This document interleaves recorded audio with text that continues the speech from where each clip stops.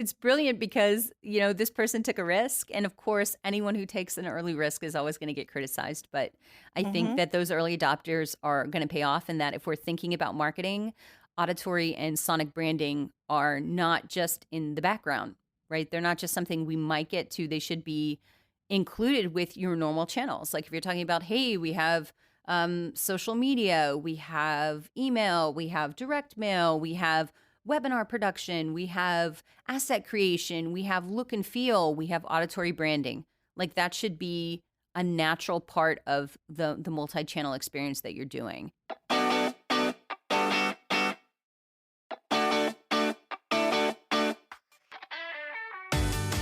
Welcome to Audio Branding, the hidden gem of marketing.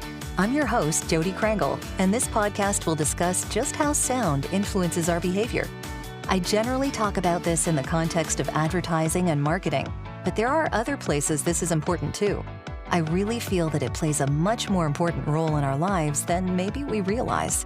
So let's delve a little deeper. Here's the first part of my interview with Brandee Sanders. My next guest is an award-winning woman in tech and has been featured in the New York Times, Condé Nast, New York Fashion Week, Etsy, Foodable TV Network, and Inc. magazine.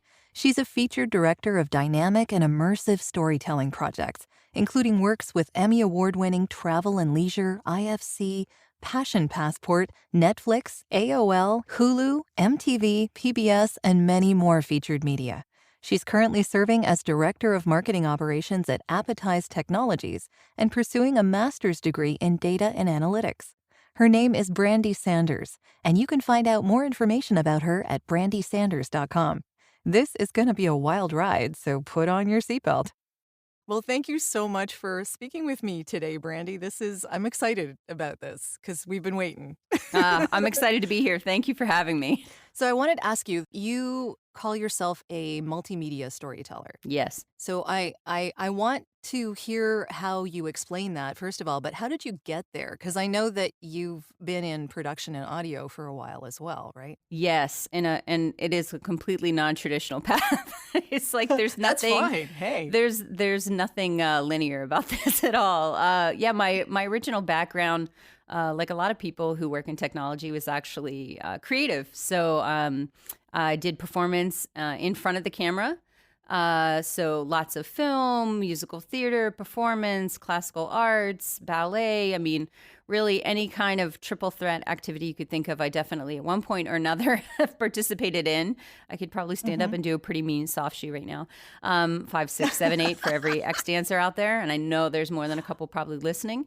Awesome. But yeah, so I came in through the front of the camera. And as I got older, like, of course, many performers, I realized, there's a great value to having more power in your position.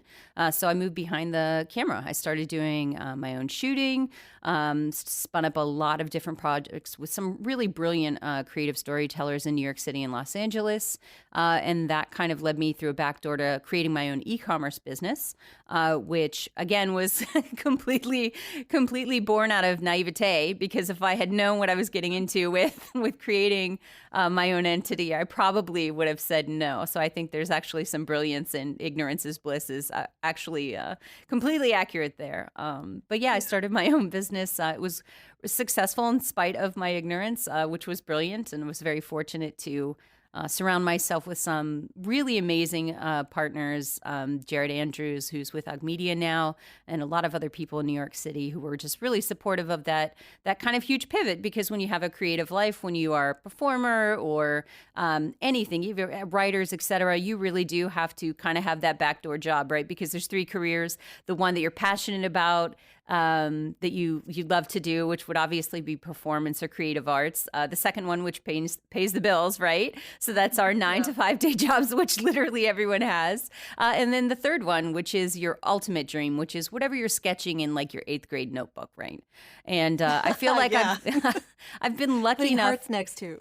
Yes, it's a great way to explain it, because people are like, well, this is my dream. And I'm like, that's the dream you acquired in college when you looked at like, will I have a 401k? So let's all be honest here. Like, astronaut princess was on a lot of people's lists, all right? So I love it. President Okay. of kittens.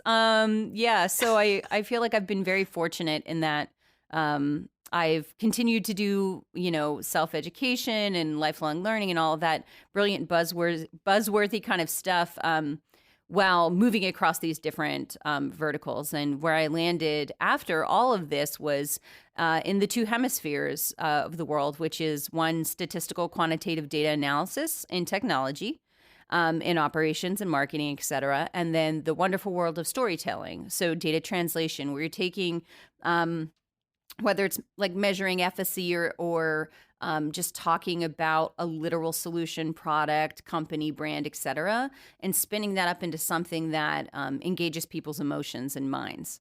And so that's really where Multimedia Storyteller comes into play, because I'm straddling two worlds. One, which is quantitative statistical analysis and efficacy, and I have facts to back up what we've done has had an impact on the business or the brand or the person or the project. And then the other side, which is make beautiful things and make people feel things. That's quite a marriage. You see That's that? quite a marriage of information. Yeah, it's really fascinating. So to bring this all together for people who are listening who might not quite understand what you're getting at, do you have any case studies that you could maybe mention, like something that used the data in order to improve their the narrative that they bring out to their clients and in the big world? Yeah, I almost said for sure. I was like, for sure, I got some case studies. You want to see them case studies? Yeah, no, definitely there are. There's actually a couple on my website I have up. I know one of them from one of my previous roles was actually really interesting.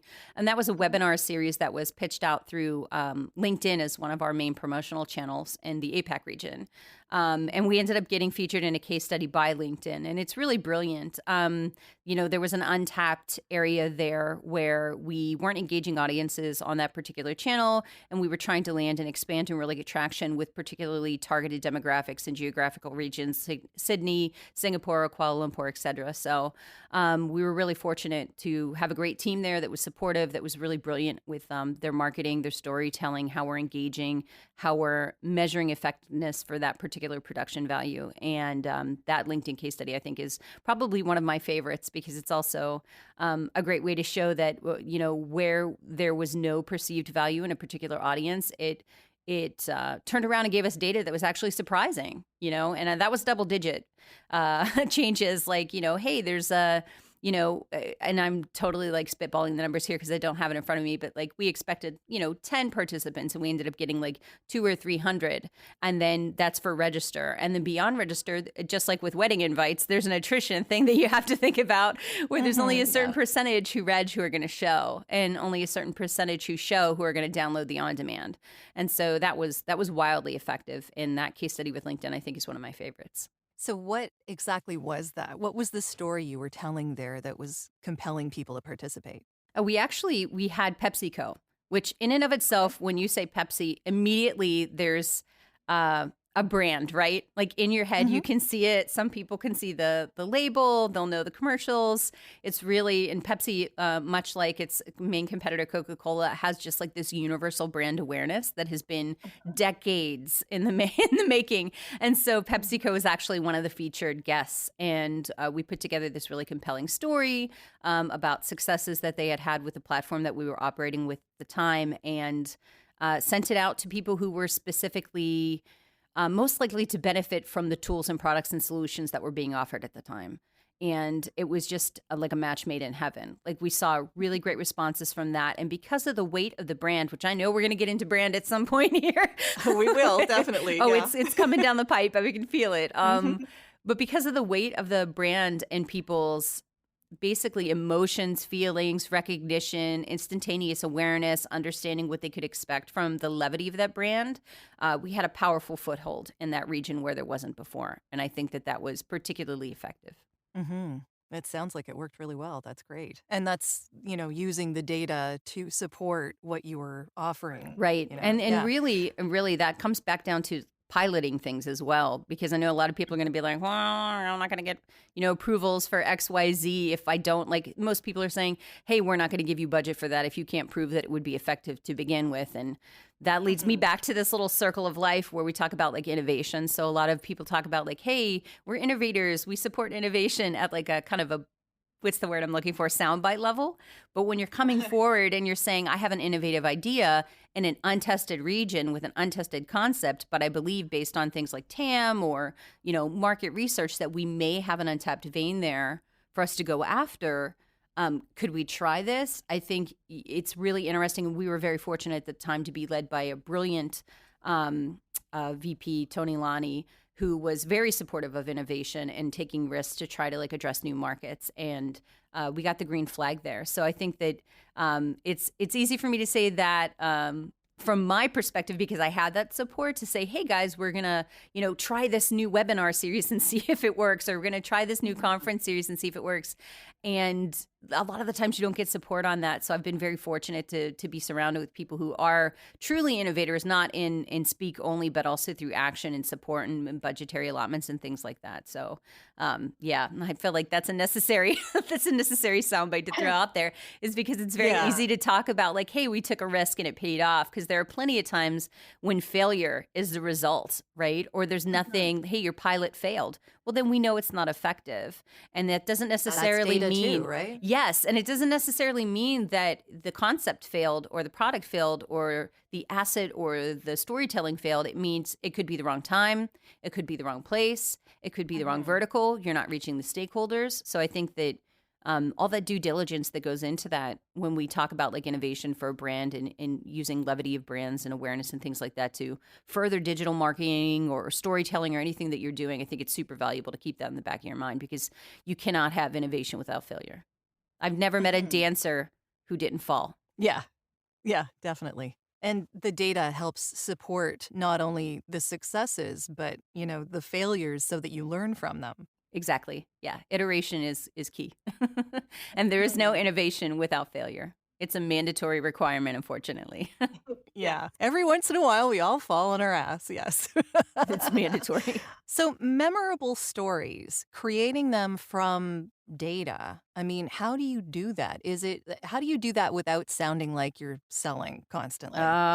So that's a big one for marketers. I know this is a big one. I think it is. And I think before I even go down that rabbit hole, of which it is definitely some serious Alice in Wonderland vibes, I would say you have to start by having more than one type of person in the room, because we have all been witness to some pretty disastrous campaigns, some pretty ill-conceived concepts. You're like, wow, how did that even get past a storyboard, you guys?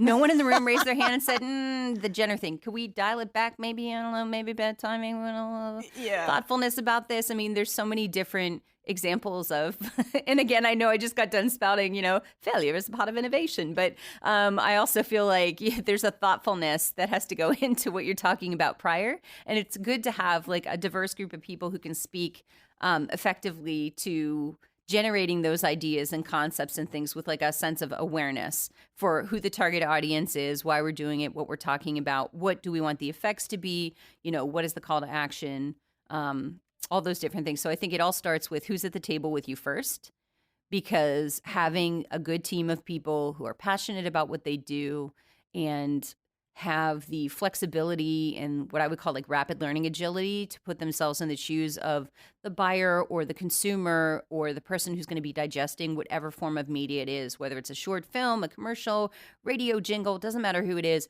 You really do have to be able to leave yourself and put yourself in their position to see how they're going to be viewing the story that you're putting forward.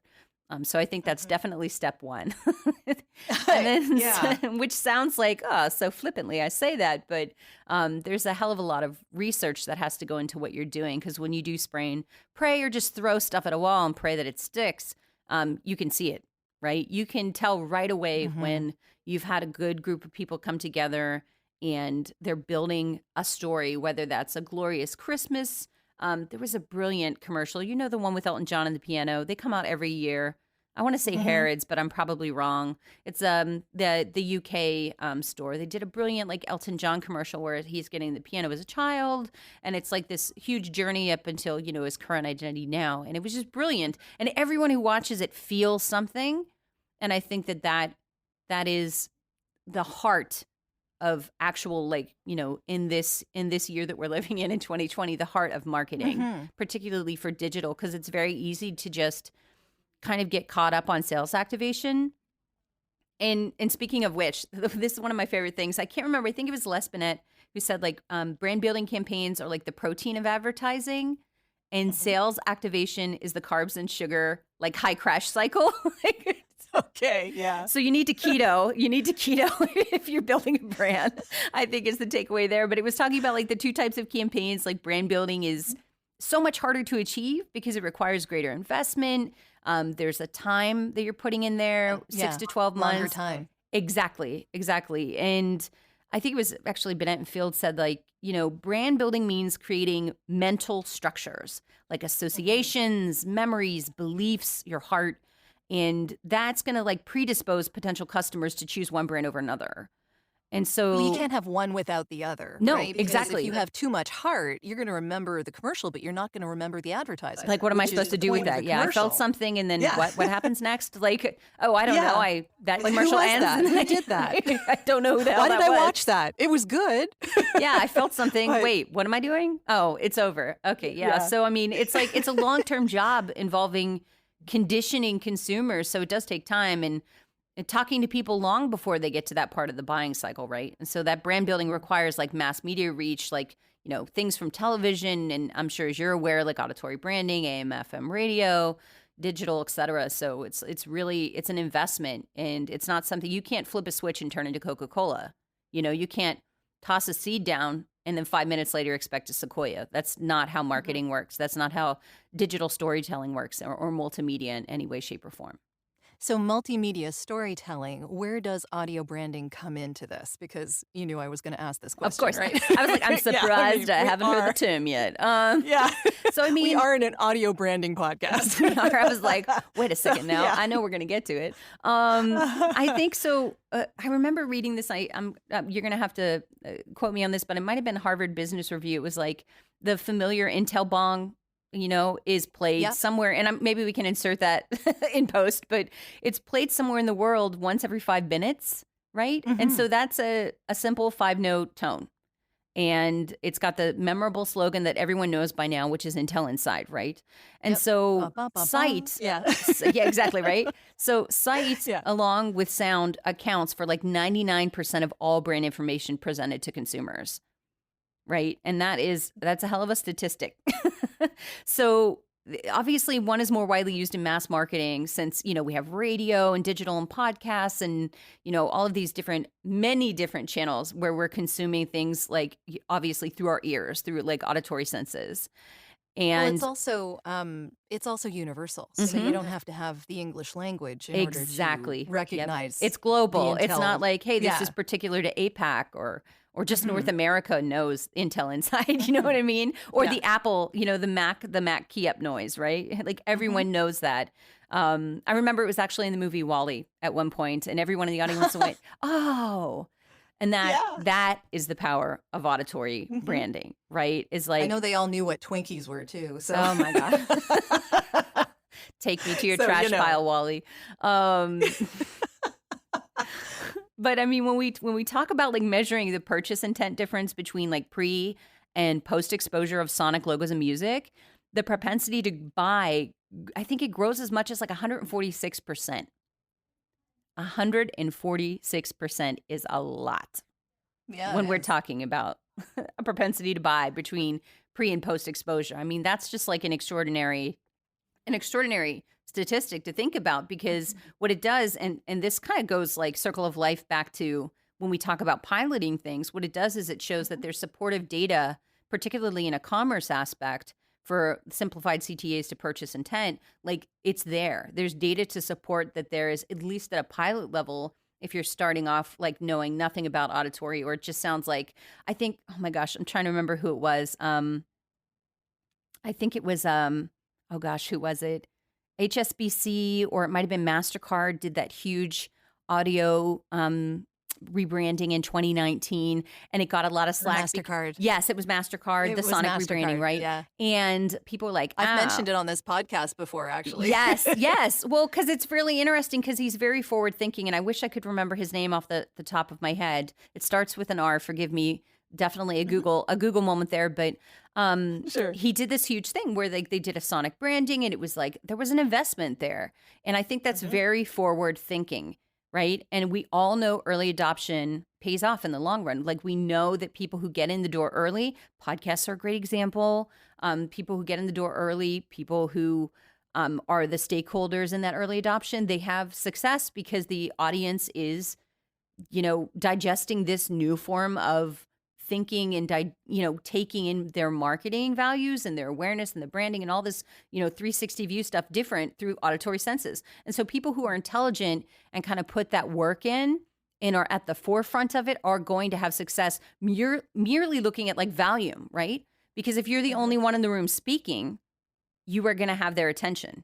And so I think that that's something to be said for that. But there is a data to come back to that. There's data to support the idea of like piloting it or investing in auditory branding and sonic branding that has been there, especially over the past like 2 years. I feel like it's particularly boomed with like podcasting and things like that, where we have like now all these different avenues to educate ourselves about these different tools, particularly for sonic branding. It's not just elevator music. I feel like that was the quote I was searching for, is someone had called it elevator music. And I was like, well, that is $1 million piece of elevator music then. I mean, it's brilliant because, this person took a risk. And of course, anyone who takes an early risk is always going to get criticized. But I think that those early adopters are going to pay off, and that if we're thinking about marketing, auditory and sonic branding are not just in the background, right? They're not just something we might get to. They should be included with your normal channels. Like if you're talking about, hey, we have social media, we have email, we have direct mail, we have webinar production, we have asset creation, we have look and feel, we have auditory branding. Like that should be a natural part of the multi-channel experience that you're doing. And I always think about this one person, and I feel bad. I know I've mentioned this character, and it's not a character, it's a person, but I never give names. This person who had said to me, oh, social media is a fad. Yes. Which I always think about that because people are like, oh, well, it's glorified elevated music. And I'm like, is it? Or are these just people who are uniquely aware of how people are absorbing all of these different marketing channels, all of these different activities where we're getting bombarded day and night?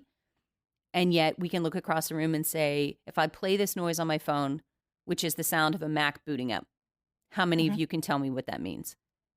How many of you can finish the Kit Kat jingle?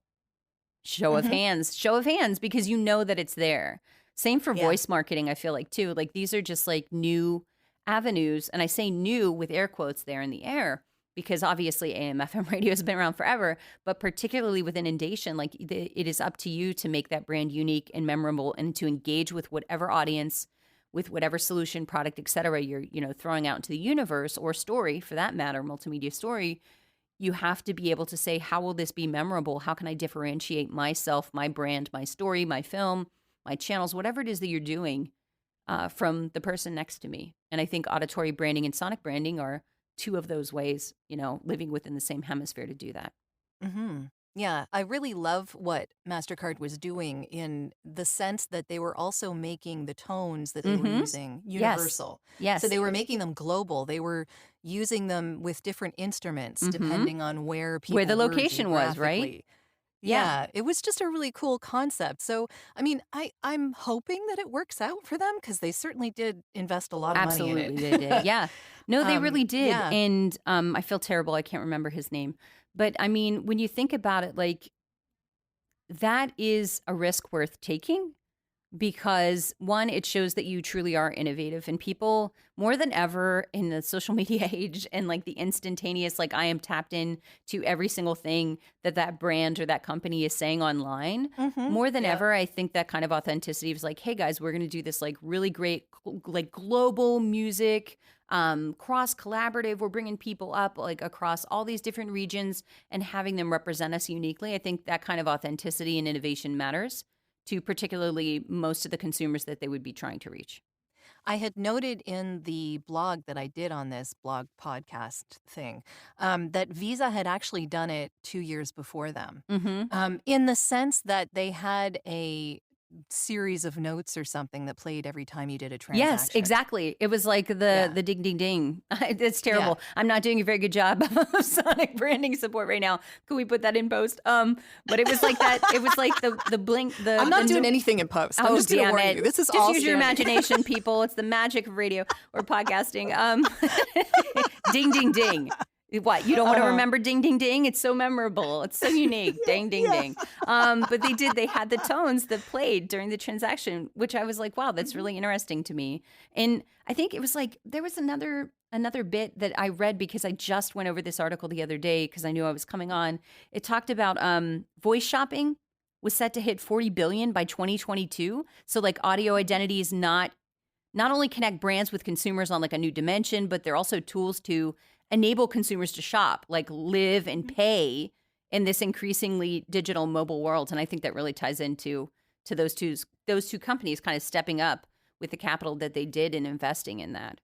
Yeah, it's an incredible wide open sphere right now, and it's the Wild lots West. of people are getting into it. Yeah. I actually know that Colonel Sanders, the KFC people, they have made a voice of Colonel Sanders on Alexa. Stop. Are you serious? No, this is I'm brilliant. I'm totally so brilliant. Serious. Yeah. I just had a visit with Carrie Roberts, who also has her voice podcast. It's particularly aimed at like Alexa and voice marketing for Inside Voice. But we just started talking about this because particularly with voice marketing, it's such a ripe opportunity right now. And it's in people's peripherals. And I'm shocked. In the same way that sonic branding and like, auditory branding aren't like a given part of any marketing plan, at least at a rudimentary, like elementary level. Like we know not everyone has the capital that MasterCard does to like boom out like $1 million, like, hey, we're going to redo all of this great stuff. But like you do have some budget that you can allocate, right? And I'm shocked when I hear about this kind of stuff happening, that it's not happening at a higher level. Well, KFC's pretty big, but at the same time, it takes a lot to make a voice like that. It really does. Coming from the voice acting end of this, I know how long it takes. Oh, yeah. It takes weeks and weeks of like 6-hour days, like doing You're this in the kind of trenches. stuff. You're in the trenches. And I Yeah. think that's like what people often just kind of, particularly as someone who consumes media, we don't understand that there's an investment there, right? So like brand building requires that media reach. And as consumers like increasingly use devices like voice assistants or smart speakers to like search the internet, like the development of a brand sound, it has to be a key part of what they're doing. And that's not an overnight thing, right? Like sonic branding, creating an identity, a persona that will forever live as an example of the company. When you hear it, that's a huge investment, right? And these are things we're going to hear in our minds without even hearing them on the podcast now, like the Intel sound, the Mac booting up, the sound of Alexa's voice, the sound of Siri's voice, the sound of your voice. Like these things are all connected to moments, right?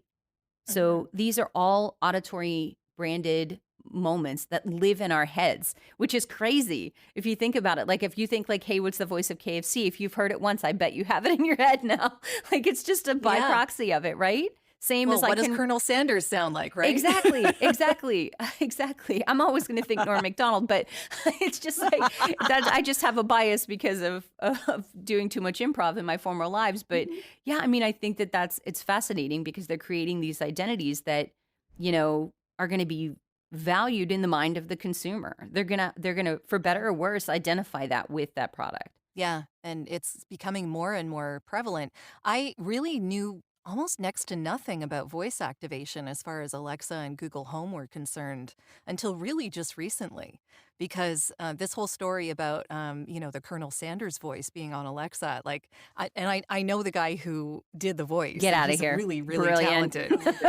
and I know how long it took him to do it. I have no idea what he was paid. And it's not something that I would ask. I was like, him. that's a hell of a question because you're going to live forever. I know. Like, yeah. But I hope that it was enough that like 6 weeks of full-on days of working on this was enough for him to feel like he was Yeah. being compensated for his time. Because when you're doing that, you can't do anything else. I mean, No. you are fried. No, absolutely You know? not. And I wouldn't even get into like contractual obligations. Like Siri's voice isn't going to necessarily walk down the street and do, a Verizon commercial. Like, I mean, Well, this the is problem just with Siri was that she was contracted to do that voice for someone else. And then that someone else, because it was a work for hire, gave it to or sold it to Apple. oh my So gosh. she got not a whole lot. And this is why I She stepped basically- this is so- why I stepped behind the camera, because of this kind of stuff right here, Yeah. this shenaniganry. Well, yeah, see, this is why, like audio branding, I love all this audio stuff. I think it's fantastic. I just think that we have to be very aware that there are people creating this. Yes. That there's people behind this who need to be compensated well for their time. Oh, absolutely. Because they're good at what they do. Yeah. I mean, that's like the lifelong story of any performer, though, I feel like. Oh, yeah. You know? Any creative Exactly. thing out Ah, the there, no one groundlings. wants to pay for it, right? Yeah, exactly. We all want to have beauty, and we all want to experience like an emotional moment that someone has like taken 15 to 20 years of craft to generate a moment and let it loft up in the air in front of you and wash over you and have your heart be full of some kind of wonderful, fantastic emotion, and then not pay them. Yeah. Yeah. Because it's art. Art is free. What? Well, that's brilliant, but Yeah. I know my dentist doesn't take art as a payment. I've asked. No. Or exposure. Yes. Okay. Pay me with exposure. Just order the damn pizza, buddy. Like, just pay me with the pizza. It's Friday. Let's do this. It's hard to be a creative. It is. It is absolutely. It is absolutely. Thus, technology. Yes. Well, thus Thus- you have a wide background in data, which I love. Exactly. And now I straddle the hemispheres because you can always have like one foot in the world of wonder, in the world of boundless creativity and storytelling and, all of the wonderful things that help us escape from a moment. And then also have your other foot firmly grounded so that you're not completely a kite who someone's hand has let go of that's like soaring through the stratosphere. And I think given where I am personally in my life, and I'm not going to date myself, maybe I will at this stage, I like the idea of having at least one foot on the ground. Because I think, particularly when we talk about creative things, that it's important that we are able to show our effectiveness. And this isn't universal for everything. Like, I'm not going to look at a painting and say, measure the efficacy. Measure the efficacy of Monet's lily pads. But I mean, I do feel like there is certainly value, particularly in the digital marketing space and in the auditory world, where we have like, sound and audio that have been long valued by tech companies. And there's all this work going into developing like, Apple's instantly recognizable dongs and text message sounds and things like that. But I think that there's certainly a value in saying like, I can measure what I do and prove that efficacy and have it protect not only myself, but the work of the people who are next to me, the work of the people who have helped generate that story, who are behind the scenes, who do tireless, just unseen work. And this as well, because you work in this world. That straddles many verticals. But to be able to say at the very front of it, I have a massive shield of data that proves that there is potentiality for whatever story, brand, movie, content, asset, creation, whatever it is that we're doing with media or marketing in any way, shape, or form to prove that effectiveness, I think is incredibly valuable for me because it keeps heads from rolling because people often look at digital marketers or creators as the disposable asset when shit hits the fan. Oh, I just realized I said that. Hopefully that's okay. We have an adult audience here. Excellent. We're all Excellent. adults. This is 18 plus, right? But I feel like when that axe comes a calling, and it does across many verticals, and I'm sure like our economy is definitely not immune to that now. I feel like data can protect the valuable work that these people do, right? It's not fluff and stuff. It's not just like, look, I made a pretty picture.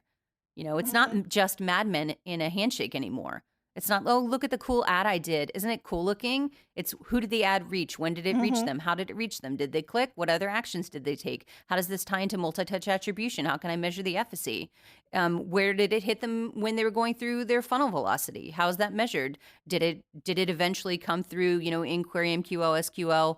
How are we measuring it? Is it tied to the CRM? Is it tied to the pipe? Is that pipe tied to what percentage of that pipe became closed rev, close, renewal? That is the stuff that's kind of running in my head like all the time. But I mean, that kind of journey is important though, because at the front you have a glorious, beautiful story, asset, engagement, even something like this podcast. And then you have to be able to turn around and say, who did it reach? When did it reach them? How did it reach them? Was it the right time? Was it the right place? How do we want to reshare this? How can it be repackaged? You know, how can you make this one thing work for you in as many ways as possible in the most effective channels and audiences possible? And that's what data does for me. There's way more ways to measure this these days now. Absolutely. It's not just like I ran like a Camel cigarettes ad in the 1960s and said, pray for the best. Maybe they'll buy more. You know what I mean? Yeah. It's like now there are literal ways to measure this efficacy. And I think that that's extraordinarily valuable because it protects the work that we all come in and do every day, regardless of our vertical. And data does that. Data science particularly, I think, is extraordinarily valuable in having people having that level of literacy to say, I can scientifically prove I'm effective. Show me. Let me do this. And I can prove to you that it's effective. And that's something as a creative person, you know, we always take those risks where we're creating for the love of creating. And so we're going to keep doing it. But I think for me personally, I can protect the people I work with. I can protect our assets. You know, putting food on the table can be protected by saying I have data that supports that this was successful and it can't be denied. Yeah. So the audio element that comes into all of this should definitely not be an afterthought. Absolutely not. I'm always surprised when people think that. And I'm surprised because of like, is social an afterthought? Is it? Yeah, Is it in 2020? Is it really an afterthought? I don't think so. No. And I think that regardless of the size of the institution, the business, or the persona that's generating this, you can put that work in. You can say, how do I want to be perceived? Should be one of your first business questions. Right? Like it should be one of the first things on the table. And I think, again, see, as we're going back in this full circle, who's at the table with you generating these ideas? Who's helping you say, what is this company doing? And you better damn straight have the answers to that before you go chasing an audience. Because you could be aiming at the wrong person, right? Yeah. Good to have different voices in the same room when you're coming up with these too, because it has to be. You can't do this in an echo chamber. Exactly. They can't, and we can, believe me, we can save a whole nother podcast for the inclusivity and diversity we'll get into more of those questions that 100% are a part of my day-to-day life. Believe me, they need to be. But you need to have those stakeholders at the table in the very beginning saying, how do we want this company to be perceived? What are we trying to share? And if you can't answer those questions, you need to go back to the table and do that. You can't just spin that up. And if you've had an accidental success and then you have a little bit of slack in your line to do this, you really do need to say, like, you know, who is this company? Like, how do we want the company to be perceived? You know, like Brandees is perceived wildly different than Walmart, and they're both in a retail space. So how do you want to be perceived? Who do you want to be next to? Like, what are your affiliate audiences? All of these questions are like core digital marketing 101, but you would be shocked at how many times you walk into a room and people can't answer that question. Like, who is this as a company? Can you give me the elevator pitch? Like, what are we? And identity is going to be so valuable. Like, when we think about like Apple's instantly recognizable text message sound, like developers and engineers put huge emphasis on the auditory experience of their software. Right? I think even like it was like Prototyper launched an audio UI library to bring like more sounds to interface easily, even if you don't have like the huge capital of like Apple or Tinder or like things where if you hear those noises, you know what they mean. And I think that like when we think about sonic branding, when we think about auditory branding, we have to think about it from the bottom up. And it should be a given part of the channel exercises that you're doing in that marketing sphere.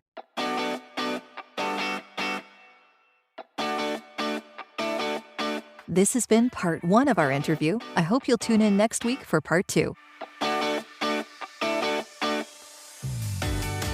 Well, that's the end of this episode. Thanks for listening. And if you like what you heard, please take a moment to give the podcast a review.